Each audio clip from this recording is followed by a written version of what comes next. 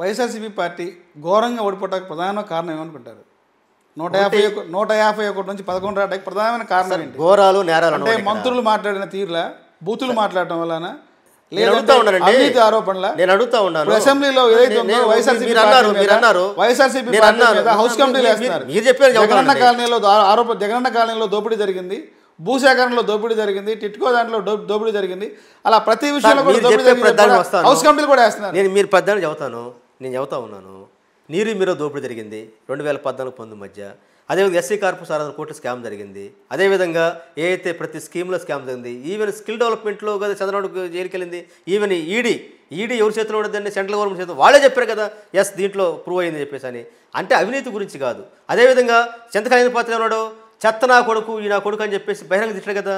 అదేవిధంగా ఏదైతే మన ఈయన పట్టాభి తిట్టాడు కదా, బోసులిక్ అని చెప్పేసి తిట్టడం వాళ్ళే తక్కువ తిట్టలేదండి.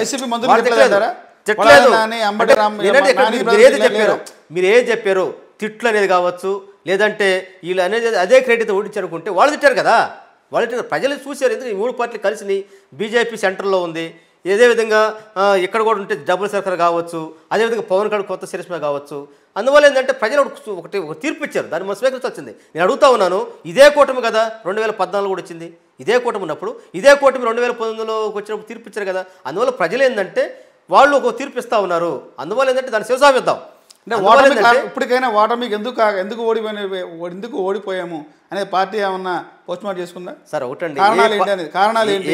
డీబీటీ ద్వారా ఇన్ని లక్షల కోట్లు పంపిణీ చేసాము, ఇన్ని పథకాలు ఇచ్చాము, ఎందుకు ఓడిపోయాము అనేది ఇప్పటికైనా ఏమన్నా క్లారిటీ వచ్చింది? మాత్రం ఓటమికి లేదు. ఖచ్చితంగా ఎలక్షన్ తర్వాత, ఓటమి తర్వాత కావచ్చు, ప్రతి పార్టీ రివ్యూ చేసుకుంటా ఉండదు. అందులో మా గుర్తు ఉంటుంది. అందువల్ల ఏంటంటే మేము ఒకటి మాత్రం స్పష్టంగా చెబుతున్నాం, ఇన్ని అబద్ధాలు చెప్పిన, ఇన్ని కూటములు కలిసిన 40% ఓటు బ్యాంక్ ఉందని మర్చిపోవద్దు. అందువల్ల ఇప్పటికీ సింగిల్గా ఆంధ్రప్రదేశ్లో majority party YSR Congress party. ఆ భయం వాళ్ళకు ఉంది కాబట్టి, ఆ భయం వాళ్ళకి తెలుసు, వాళ్ళ బలమేందో తెలుసు, వాళ్ళ బలహీనత తెలుసు. వాళ్ళకి తెలుసు మనం ముగ్గురు కలకపోతే ఏకాకులమే. మన ముగ్గురితో పాటు పైన మోడీ గారు ఉన్నటువంటి మెకానిజం కావచ్చు, లేదంటే ఇంకేదో ఏదైతే ప్రజలు చెబుతారు ఈవీఎంలు కావచ్చు, ఏదో కలిసింది కాబట్టి మనం బలం తప్ప, ఇది వాపు తప్ప బలం కాదని వాళ్ళకి తెలుసు. కాబట్టి ఎస్ అతను మగోడు, జనం ఉన్నారు కాబట్టి వాళ్ళకి. అందువల్ల ఏంటంటే అవకాశం ఉన్న మేరకు ప్రభుత్వం పరిపాలన చేసి, శాంతి భద్రత అమలు చేసి, సంక్షేమం పక్కన పెట్టేసి ఏ కాడికి జగన్ మీదే, జగన్ జపం తప్ప, జగన్ మనుషులు తప్ప, జగన్ మనుషుల్ని దెబ్బతీయటం తప్ప తెలుసు. ఎందుకంటే శత్రువు అనేటువంటి మనం అనుకున్న శత్రువు కాదు, బలమైన మనిషి అనేటువంటి భయం వాళ్ళకుంది కాబట్టి ఈరోజు ఒక కక్షపూర్తి రాజకీయం చేస్తాం తప్ప. మేము 11 సీట్లు పక్కన పెట్టండి, మేము ప్రజల్లో బలంగా ఉన్నాం. అందుకే అధికారం కోల్పోయిన దగ్గర నుంచి ప్రతిసారి కూడా జగన్మోహన్ రెడ్డి బెంగళూరు వెళ్తున్నారు. ఎందుకు ఆంధ్రప్రదేశ్లో నివాసం ఉండట్లేదు?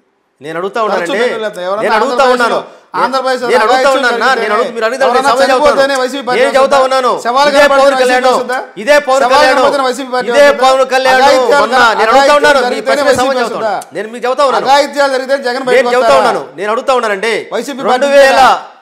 నుంచి 24 వరకు చంద్రబాబు హైదరాబాద్లో పోలేదా? కరోనా వచ్చి ప్రపంచంలో తలకిందులు అవుతా ఉంటే ప్రజలకు సర్వీస్ చేసిన భావించి 3 అడుగులు సమాన దూరం ఉంటే 300 కిలోమీటర్లు దాక్కున్నాడు చంద్రబాబు నాయుడు గారు. వాస్తవం కదా. రెండోది, ఇదే పవన్ కళ్యాణ్ గారు అధికారంలోకి రాకముందు 2 ముందు ఓన్లీ విజిటర్ గెస్ట్ లాగా షూటింగ్ లేని టైంలో ఆదివారం పూట మొత్తం చూపినట్టు దాఖలు లేవా? ఆయనకి ఇప్పుడు స్థిరనివాసం లేదు కదా ఆంధ్రప్రదేశ్లో, మొత్తం హైదరాబాదే కదా మొత్తం అతను నడిపేది. ఇప్పుడు మరి ఎస్ ఈరోజు గవర్నమెంట్ ఉంది, మరి చంద్రబాబు ఎందుకు వెళ్తున్నాడు? వీకెండ్ కొడుకు లోకేష్ గారు ఎందుకు హైదరాబాద్ వెళ్తున్నారు? అందువల్ల అంటే ప్రతి మనిషికి కొన్ని వ్యక్తిగత పరిస్థితులు ఉన్న క్రమంలో మా ప్రతినిధి, మా నాయకుడు జగన్మోహన్ రెడ్డి గారు బెంగళూరుకి ఎందుకు వ్యక్తిగతమైనటువంటి ఒక ప్రజలు అవకాశం ఇచ్చారు, ప్రజలు తీర్పు ఇచ్చారు. ఒక పక్క పార్టీ సర్వ్ చేసుకుంటూ ఇప్పటివరకు 5 సంవత్సరాల్లో ఏదైతే వ్యాపారాలు మొత్తం మనం దాని మీద దృష్టి పెట్టాలి కూడా చేసుకుంటూ ఒకటి మాత్రం గుర్తుపెడతాం, బెంగళూరులో ఉన్నా, హైదరాబాద్లో ఉన్నా, ఆంధ్రప్రదేశ్లో ఉన్నా ప్రజాక్షేత్రం నుంచి మాత్రం జగన్మోహన్ పారిపోడు. గుర్తుపెట్టుకోండి, ప్రజాక్షేత్రం నుంచి పారిపోడు, ప్రజల కోసం ఎంతో పోరాటం చేస్తూ ఉంటాడు. వైసీపీ పార్టీని నమ్ముకున్న కేడర్ని జగన్ వదిలేశారు, తీవ్ర అసంతృప్తిలో ఉన్నారు.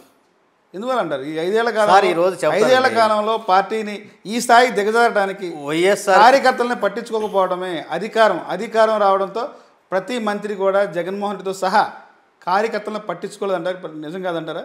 ఒకటండి, ఎవరికి దగ్గర కాబట్టి నిజం కాదంటారా? ఇక్కడ ఒకటి ఉందండి, తెలుగుదేశం పార్టీకి వైఎస్ఆర్ కాంగ్రెస్ పార్టీకి ఒక రాజకీయ సారూప్యతలో భేదం ఉంది. ఒకటేంటంటే ప్రభుత్వం అంటే ఇక్కడ ప్రజలకు అర్థం కాదు ఏంటంటే ప్రభుత్వం అంటే అయితే భారత రాజ్యాంగం ప్రకారంగా ప్రజలకి సర్వీస్ చేసేటట్టు ఉండాలి తప్ప, ప్రజలకి మనం సేవలకు ఉండాలి తప్ప, ప్రభుత్వం అంటే ప్రజల సంక్షేమం పేరుతోటి దోసుకున్నటువంటి ఒక ఎఫన్ లాగా ఒక వ్యవస్థలాగా ఉండకూడదని కోరుకున్నాడు జగన్మోహన్ రెడ్డి గారు. చంద్రబాబు నాయుడు ఏం చేస్తాడు? ప్రభుత్వం అంటే Telugu Desam party cadre, Telugu Desam party కార్యకర్తలు బతకడం తప్ప ప్రజలు కాదు. అదే క్రమంలో స్కీములు అంటే స్కాములు పెట్టి దోసుకోవటం.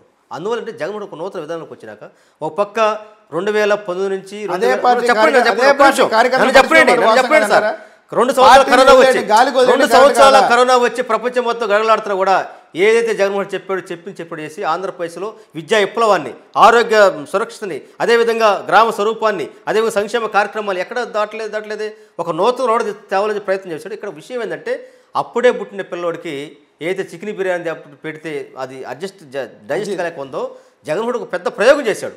ఆ ప్రయోగం ఇప్పుడున్న సమాజానికి అర్థకపోవచ్చు, కానీ లాంగ్ రన్లో మాత్రం జగన్మోహన్ రెడ్డి గారి విధానం నినాదం భవిష్యత్తుకి ఆధారపడుతుంది. అందువల్ల ఏంటంటే ఇక్కడ ప్రభుత్వం అంటే పరిపాలన అంటే ప్రజలకి సేఫ్ గార్డ్గా ఉండదు తప్ప ప్రజల పేరుతోటి దోసుకున్నటువంటి వ్యవస్థ కాదు. అది చంద్రబాబు నాయుడు వచ్చినాక సో అర్థమవుతుంది కదా. లెక్కల పేరుతోటి, ఇసుక మాఫియా పేరుతోటి మొత్తం కాంట్రాక్ట్ మొత్తం ఈరోజు మొత్తం వాళ్ళ కార్యక్రమం దోసుకోవడం కోసం పెట్టాడు కదా, అది మా ప్రభుత్వం కాదు. అందువల్ల ఏంటంటే ఇప్పుడు దాకా ఆంధ్రప్రదేశ్ రాజకీయ స్వరూపంలో ప్రభుత్వం అనేటువంటిది అదే అన్నమయ్య సినిమాలుగా ప్రజలకు సంక్షేమం ఎట్లా ఉందంటే రాజుగారు ఒక ఐసు పెద్ద ముక్కిస్తే చివరికి వచ్చేలేక చిన్న ముక్కగా తీరిపోయి ఇదండి ప్రజలకు ఇస్తున్నాం అని చెప్పేసి ఆ విధంగా దోసుకునే వ్యవస్థలో నుంచి ఏదైతే మనం ఇచ్చే ప్రతి పైసా డైరెక్ట్గా పేదవాడికి వెళ్ళాలనేటువంటిది ఒక కొత్త నూతన ఇచ్చే క్రమంలో ఇప్పుడు దాకా రాజకీయాలు అడ్డం పెట్టుకుని దాచుకున్నటువంటి వ్యవస్థకు భిన్నమైన దాంట్లో కొంత ఇబ్బంది పడ్డ మాట వాస్తవం. కానీ లాంగ్ రన్లో ఒక ప్రజా సంక్షేమాన్ని, ప్రజల యొక్క ఒక మార్పు కోసం ప్రపంచం పోటీ పడుతున్నటువంటి ప్రపంచంలో ఆంధ్రప్రదేశ్ ముందుకెళ్ళడం కోసం ఇంగ్లీష్ విద్య కావచ్చు, విద్యా విప్లవం కావచ్చు, అదేవిధంగా సాంకేతిక ప్రపంచాన్ని అందుకునేటువంటి ఒక నూతన విధానాన్ని, ఒక కొత్త పరిపాలన దక్షతని ఈరోజు జగన్మోహన్ గారు తీసుకొచ్చే క్రమంలో ఇప్పుడు దాకా మనం ఒకవైపు చూసాం నాణ్యానికి, రెండవ వైపు చూసే క్రమంలో ఆ టర్నింగ్లో కొద్దిగా స్లో అవటం వల్ల అది కొంచెం ఇది కాకుండా తప్ప రాబోయే రోజుల్లో ప్రపంచంలో ఆంధ్రప్రదేశ్ అగ్రరాజ్యం తీసుకెళ్ళటంలో జగన్మోహన్ గారు తీసుకున్న విధానాలే ముందుకెళ్తే తప్ప చంద్రబాబు నాయుడు లాగా దాచుకోవటం కాదు. కాబట్టి ఆ క్రమంలో ఏదైతే ఇప్పుడు చూసినటువంటి పరిపాలన పరిస్థితులు జగన్మోహన్ తీసుకున్నటువంటి విధానం వల్ల కొంత కార్యకర్తలను ఏమనుకున్నారు, మా పార్టీ వస్తే మొత్తం మేము కూడా మీరు చెప్పుకొని గుంటలు తీసి మొత్తం దోపిడీ చేసుకోవచ్చు, ఎస్సీ కార్పొరేషన్ లోన్ దోసుకోవచ్చు, బీసీ కార్పొరేషన్ లోన్ తీసుకోవచ్చు, అదేవిధంగా స్కిల్ డెవలప్మెంట్ తోటి దోసుకోవచ్చు అని కొంతమందికి ఉంటే అది జరగల. దాన్ని మనం కార్యకర్త నష్టపోయినట్టు కుదిరింది. ఈరోజు ఇప్పటికీ మాత్రం చెబుతున్నాను, జగన్మోహన్ రెడ్డి గారు బయటకు వస్తే వేలాది మంది లక్షలాది మందిగా ఆయనకు స్వాగతం పలికే పరిస్థితి ఉండి త్వరలోనే నిరూపిస్తాం. రేపు జనవరి నుంచి ఆంధ్రప్రదేశ్లో వైఎస్ఆర్ కాంగ్రెస్ పార్టీ అధినేత జగన్మోహన్ రెడ్డి ప్రజాక్షేత్రంలో రాబోతున్నాడు. అప్పుడు ఇప్పుడు నమ్మకం వీళ్ళ యొక్క నాటకాలు, డ్రామాలు మొత్తం ప్రజలు గమనిస్తారు. సూపర్ 6 కాస్త డక్అవుట్ అయిపోయి వాళ్ళు ఓడిపోయే పరిస్థితి ఉంది. కాబట్టి ఖచ్చితంగా అయితే ప్రజలు ఇప్పుడు దాకా ఏదైతే ఆ ప్రభుత్వం నమ్మి మోసపోయిన ప్రభుత్వాన్ని బుద్ధి చెప్పే రోజు రాబోతా ఉంది. అదే క్రమంలో మరోసారి మనం పాలిచ్చే గదిని తెచ్చుకోవాలి తప్ప పాలిచ్చే గదిని పోగొట్టుకొని దున్నపో తీసి కట్టేసినట్టుగా ఈ విధానం మనకు వద్దని చెప్పేటువంటి బుద్ధి చెప్పే రోజులు రాబోతా ఉన్నాయి.